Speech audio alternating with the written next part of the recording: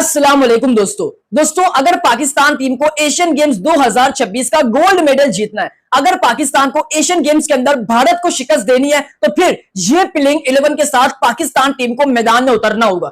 ये कहना है पाकिस्तान के स्विंग के सुल्तान वसीम अकरम का। मतलब वसीम अकरम ने एशियन गेम्स के लिए पाकिस्तान की हैरानकुन प्लेइंग 11 सामने रख दी। ऐसे प्लेइंग 11 जो भारत को भी शिकस्त दे सकती है और एशियन गेम्स 2026 का गोल्ड मेडल भी जीत सकती है। सो वो हैरानकुन प्लेइंग 11 पाकिस्तान टीम की आपके साथ शेयर करूंगा। उसके अलावा बाबर आजम को लेकर दो बहुत बड़ी खुशखबरी सामने आ गई। भाई बाबर आजम को लेकर कौन सी दो खुशखबरी सामने आई वो भी आपके साथ शेयर करूंगा। और भाई साहब जो पाकिस्तान के सिलेक्टर आकिब जावेद है, अब उनका किस्सा खत्म हो चुका है। हाँ जी, आकिब जावेद को लेकर क्या अपडेट है वो भी आपके साथ शेयर करूंगा। और उसके अलावा जो अफगानिस्तान अपना दूसरा घर भारत को मानता था, भाई साहब अब अफगानिस्तान भारत के अंदर ही बदनाम हो गया, जलील हो गया। और इसके ऊपर इंडिया के रविचंद्र अश्विन ने भाई साहब अफगानिस्तान को ही एक्सपोज कर डाला। सो ये क्या मामला है पूरा आपके साथ शेयर करूंगा। उसके अलावा पाकिस्तान की जो साबिक वुमेन कैप्टन निदा डार है, उन्होंने पाकिस्तान टीम की जो सूरत हाल है उसको देखकर अब एक बड़ा फैसला कर लिया है। निदा डार ने क्या फैसला किया वो भी आपके साथ शेयर करूंगा, लेकिन उससे पहले आपसे रिक्वेस्ट है इस वीडियो को एंड तक लाजमी देखना, क्योंकि एंड में एक बड़ा सरप्राइज है। मगर इस चैनल पर जितने भी नए व्यूवर्स हैं इस वीडियो को लाइक, इस चैनल को सब्सक्राइब लाजमी करें। दोस्तों सबसे पहले मेरा आपसे सवाल है और उस सवाल का जवाब आपने कमेंट बॉक्स में लाजमी मेंशन करना है। वो सवाल ये कि कौन कौन चाहता है कि पाकिस्तान का जो चीफ सिलेक्टर आकिब जावेद है उसको फारिग किया जाए, वो सब कमेंट बॉक्स में लाजमी मेंशन करें ताकि हमें भी पता चले कि भाई आकिब जावेद को कौन कौन जो वो पसंद नहीं करता।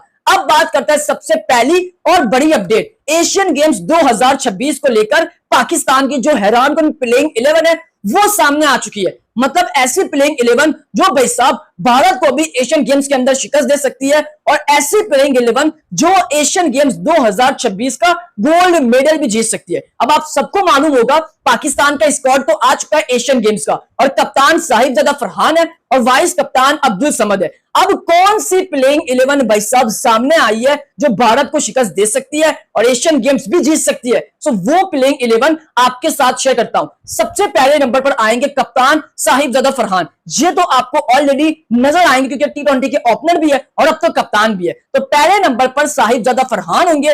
उनके साथ जो दूसरा ओपनर है भाई साहब, यहां पर एक बहुत बड़ा ट्विस्ट है। मतलब साइम अयूब और मास सदाकत, इन दो में से कौन साहिबजादा फरहान के साथ ओपनिंग में आएगा? जो ज्यादा चांस है, जो जराए बता रहा है, जो नाम सामने आ रहा है वो भाई साहब मास सदाकत का है। मतलब साहिबजादा फरहान और मास सदाकत भारत के खिलाफ और एशियन गेम्स के अंदर आपको ओपनिंग करते हुए नजर आएंगे, क्योंकि एशियन गेम्स जापान में और जापान की जो बाउंड्रीज है वो भाई साहब बहुत ही छोटी है और यहां पर हार्ड हिटर बल्लेबाज का काम है। सो मास सदाकत और फरहान ओपनिंग में नजर आएंगे। नंबर 3 की बात करें तो नंबर 3 पर साइम अयूब का भी नाम आ रहा है, क्योंकि वो बॉलिंग भी करता है, इस वजह से उन्हें प्लेइंग 11 के अंदर शामिल किया जा सकता है। बट जो नंबर 3 पे असल नाम आ रहा है वो उस्मान खान विकेट कीपर का है। यानी नंबर 3 पर उस्मान खान नजर आएंगे, शानदार फॉर्म में भी है और ये ऐसे खिलाड़ी है जो भाई साहब भारत के अगेंस्ट प्रेशर नहीं लेते। नंबर 3 पर उस्मान खान होंगे। नंबर 4 पर हैदर अली होंगे, बड़े टाइम बाद कमबैक कर रहा है। तो नंबर 4 पर ये आपको पाकिस्तान की प्लेइंग 11 में नजर आएंगे।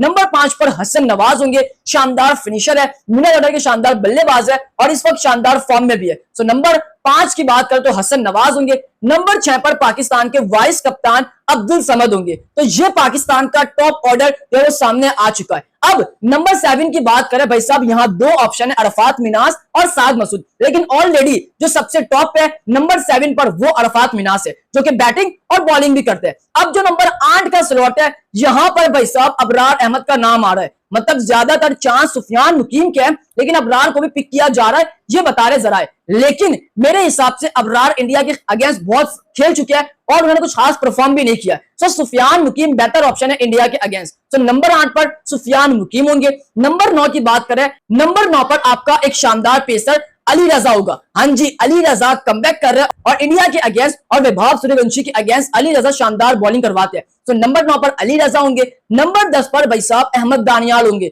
शानदार डेथ ओवर का बॉलर है। तो नंबर 10 पर अली रजा होंगे। और नंबर 11 की बात करें तो नंबर 11 पर आपको सलमान मिर्जा नजर आएंगे। हाँ जी, ये प्लेइंग 11 तैयार हो चुकी है एशियन गेम्स के लिए और इंडिया के अगेंस्ट ये पाकिस्तान की खतरनाक प्लेइंग 11 आपको इन एक्शन में नजर आएगी। तो भाई साहब ये प्लेइंग 11 कैसी है? क्या ये प्लेइंग 11 भारत को शिकस्त दे सकती है? क्या ये प्लेइंग 11 एशियन गेम्स 2026 का गोल्ड मेडल जीत सकती है? ये आपने कमेंट बॉक्स में लाजमी मेंशन करना है। अब उसके बाद बात करते हैं भाई साहब बाबर आजम को लेकर दो बहुत बड़ी खुशखबरी सामने आ गई। बाबर आजम को लेकर क्या खुशखबरी सामने आई वो आपके साथ शेयर करता हूं। नंबर 1, बाबर आजम को लेकर अच्छी खुशखबरी ये है भाई साहब, बाबर आजम पहले खिलाड़ी बन गए जिन्होंने 50 प्लस स्कोर 46 मरतबा किए और उस वक्त पाकिस्तान टीम जीती है। मतलब बाबर आजम ने 50 प्लस स्कोर किए, वो भी 46 मरतबा, और पाकिस्तान उस वक्त जीती है।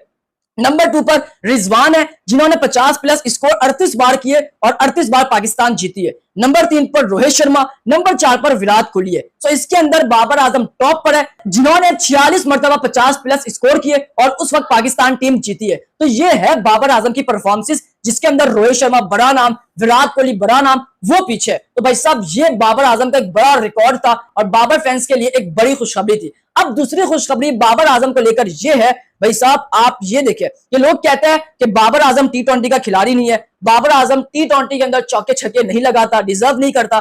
लेकिन जो बाबर आजम को लेकर अपडेट आई है, मतलब मैं उसे देखकर हैरान रह गया। इस लिस्ट के अंदर विराट कोहली, रोहित शर्मा बहुत पीछे। सो ये बाबर आजम को लेकर इंटरनेशनल के अंदर टी20 फॉर्मेट के अंदर बाबर आजम ने सबसे ज्यादा चौके लगाए भाई साहब, 477 चौके बाबर ने लगाए 136 इनिंग्स के अंदर। इसके अंदर नंबर 2 की बात करें तो नंबर 2 पर पावर स्टेलिंग है आयरलैंड के, उसके बाद नंबर 3 पर रोहित शर्मा है। मतलब इस लिस्ट के अंदर भी बाबर आजम टॉप पे है।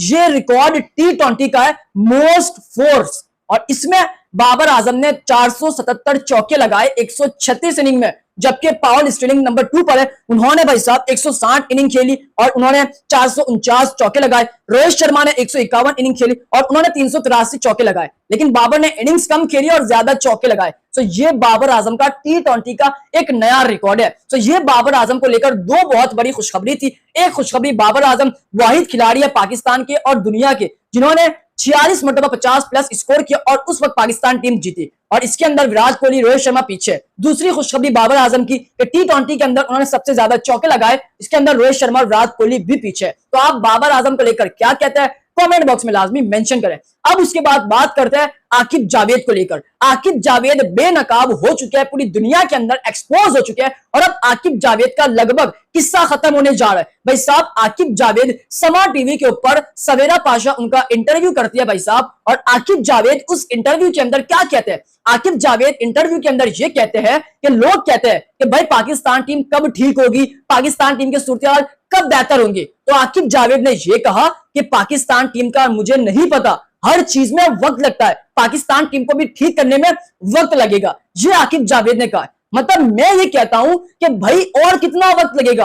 आप 2024 से पाकिस्तान के सिस्टम के अंदर इन्वॉल्व है, लेकिन आप ये कह रहे हैं कि अभी और वक्त लगेगा। मतलब मैं बड़ा हैरान रह गया इस सवाल पर और आपके ऐसे जवाब पर। ये आकिब जावेद ने जवाब दिया है। आकिब जावेद एक्सपोज हो चुके हैं, जिस तरह उन्होंने बच्चों वाली बातें इंटरव्यू के अंदर कही है। मतलब वो ये कहते हैं कि पाकिस्तान क्रिकेट को बेहतर करने के लिए अभी और टाइम लगेगा, वक्त लगेगा, हर चीज में वक्त लगता है। हमें भी पता है हर चीज में वक्त लगता है, लेकिन आप 2 साल से सिस्टम के अंदर मौजूद है, आपने आखिर क्या किया है जिससे पाकिस्तान क्रिकेट बेहतर हुई है? आप बाबर आजम के पीछे पड़े हुए हैं कि बाबर आजम का कैरियर एंड हो जाए टी20 का। लेकिन भाई साहब अब आप एक चीज खास ये देखिए, अभी पाकिस्तान के 49 खिलाड़ियों का जो है वो कैंप अनाउंस होता है, यानी रेड बॉल और व्हाइट बॉल का, क्योंकि पाकिस्तान की 2-2.5 महीने क्रिकेट नहीं है। अब आकिब जावेद ने जानबूझकर ये कैंप अनाउंस किया ताकि लोग उनके ऊपर उंगलियां ना उठाए, सवाल ना करें। मतलब अभी अपडेट आती है अमेरिका के अंदर एक ऑर्गेनाइज है क्रिकेट की, जो कि क्रिकेट से बहुत प्यार करती है, और पाकिस्तान की जो सूरत हाल है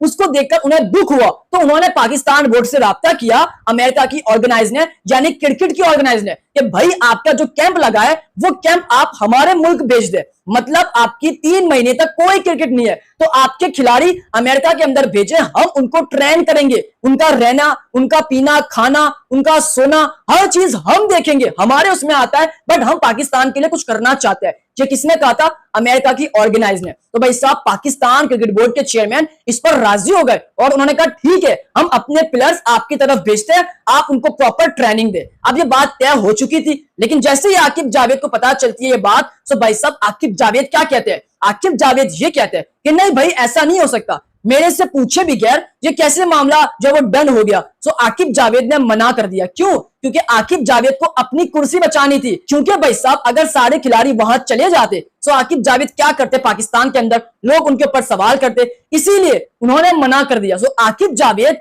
पाकिस्तान क्रिकेट का नहीं सोच रहे, आकिब जावेद सिर्फ अपना सोच रहे। अब ये जो रेड बॉल व्हाइट बॉल का कैंप लगा है, रोज एक ही ट्रेनिंग होगी कि भाई प्लेयर्स को आकर बैटिंग करनी है, बॉलिंग करनी है कड़ी धूप में, मतलब और कुछ नहीं। आकिब जावेद अपनी कुर्सी बचा रहे और कुछ नहीं कर रहे। लेकिन भाई साहब जो मोहसिन नकवी है, जब भी उनको आकिब जावेद का कोई रिप्लेसमेंट मिल गया, सो आकिब जावेद की छुट्टी है, ये कंफर्म है। ये मैं आपको अभी से बता रहा हूं, अंदर की खबर है कि जो आकिब जावेद है उनका किस्सा एंड पर है, किस्सा खत्म होने जा रहा है। क्योंकि मोहसिन नकवी को अगर उनकी रिप्लेसमेंट मिल गई तो आकिब जावेद फारिग हो जाएंगे। तो ये आकिब जावेद को लेकर अपडेट एक्सपोज हो गए, बच्चों वाली बातें कर रहे हैं और अब आकिब जावेद का एंड है करियर। सो आप इस पर क्या कहते हैं कमेंट बॉक्स में लाजमी मेंशन करें। अब उसके बाद बात करते हैं भाई साहब, जो अफगानिस्तान भारत को अपना दूसरा घर मानता है, सो अफगानिस्तान अपने दूसरे घर ही यानी भारत के अंदर ही एक्सपोज हो गया, जलील हो गया। वो कैसे? आपको याद होगा इस वक्त अफगानिस्तान और भारत की ओडीआई सीरीज चल रही है। सो भाई साहब जो सेकंड ओडीआई मैच है, उससे पहले आप ये देखें कि अफगानिस्तान के जो खिलाड़ी है बस में जाने के बजाय बाइक्स और रिक्शे के अंदर ट्रेवल कर रहे हैं। मतलब ये पहली बार हमने देखा है कि भाई एक ऐसी टीम जो किसी और कंट्री के अंदर खेलने गई है, लेकिन उनके साथ जो बर्ताव, जो रवैया है, ये हमने आज तक नहीं देखा। यही अफगानिस्तान भारत को अपना दूसरा घर मानते हैं और उनको अपने दूसरे घर ही इस तरह से ट्रीट किया जा रहा है, ये सोचा नहीं था। तो ये सोशल मीडिया पर बहुत चल रहा है और इसके ऊपर रविचंद्रन जो अश्विन भारत के स्पिनर साबिक खिलाड़ी है, उन्होंने ये कहा कि जो अफगानिस्तान के साथ ओडीआई सीरीज रखी है ये बड़ी घटिया सीरीज है। मतलब अफगानिस्तान एक छोटी टीम है, भारत के मुकाबले में नहीं है, लोग देखने ही नहीं आ रहे क्योंकि सबको पता है भारत जीतेगी। तो आइंदा लिहाजा अफगानिस्तान के साथ कोई क्रिकेट नहीं रखी जाए, ये रविचंद्रन अश्विन कहते हैं। तो ये है अफगानिस्तान की औकात। मतलब पाकिस्तान ने उनका ख्याल रखा, पाकिस्तान ने उनको सपोर्ट किया, लेकिन उन्होंने पाकिस्तान के साथ क्या किया और उन्होंने भारत का चुनाव किया और अब भारत उनके साथ क्या कर रहा है ये सब आपके सामने है। तो आप अफगानिस्तान टीम को लेकर क्या कहते हैं कमेंट बॉक्स में लाजमी मेंशन करें। अब उसके बाद बात करते हैं भाई साहब जो पाकिस्तान की वुमेन क्रिकेटर निदा डार है, उन्होंने पाकिस्तान की जो वुमेन की सूरत हाल है उसके ऊपर एक बड़ा फैसला कर दिया। मतलब पाकिस्तान वुमेन्स टीम की जो हालात चल रहे हैं इस वक्त क्रिकेट के, लगातार एक्सपोज हो रहे, लगातार हार रहे, सिर्फ एक फातिमा सना लड़ रही है। सो निदा डार ने पहले कहा कि वहाब रियाज को लाना, जुनैद खान को हटाना ये गलत फैसला है, लेकिन अब निदा डार ये कहती है कि मैंने रिटायरमेंट ले ली है, लेकिन मैं वापस से पाकिस्तान टीम में आना चाहती हूँ, वापस अपनी रिटायरमेंट लेना चाहती हूँ, पाकिस्तान को बेहतर करना चाहती हूँ। मतलब निदा डार ने फैसला किया है कि मैं वापस कमबैक कर सकती हूँ अगर पाकिस्तान टीम चाहे, पाकिस्तान का सिस्टम चाहे। ये निदा डार का फैसला है। मतलब निदा डार पाकिस्तान की वुमेन्स टीम में वापस कमबैक करना चाहती है। सो आप इस पर क्या कहते हैं? निदा डार को कमबैक करना चाहिए या नहीं? कमेंट बॉक्स में लाजमी मेंशन करें। जाते जाते सब्सक्राइब करें, इस वीडियो को लाइक करें, प्यारे से कमेंट करें। उम्मीद करता हूं कि आपको मेरा आज का व्लॉग काफी पसंद आया होगा।